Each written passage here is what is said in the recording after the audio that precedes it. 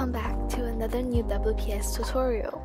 This is a new segment that created specifically about WPS spreadsheet. This series of tutorial will mainly focus on the most commonly used features that will come in handy on a daily basis. For today, we're going to talk about location of data. There are three basic functions that you need to know in order to get started on working with Excel. Often, when a sheet contains vast amounts of data, it is very inconvenient for users to edit, select, or log in. Have you ever wondered how many times saved if you can just pin the title bar at the top? It's a piece of cake if you know how to utilize the function called freeze panes. First, find the View button on the top menu bar, and then select the option called freeze panes.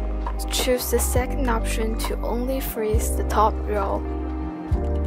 You can always unfreeze by going back to the option and select Unfreeze Panes. To quickly locate a particular data, there is a function called Find.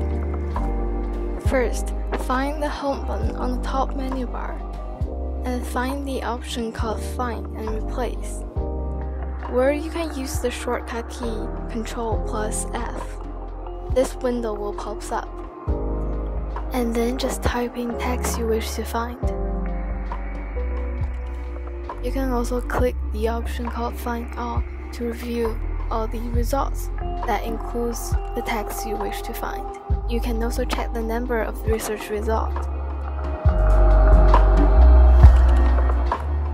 Autofilters provide a quick way to find and work with a subset of data in a range or table.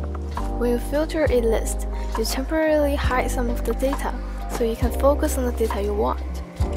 First, select the data you wish to filter.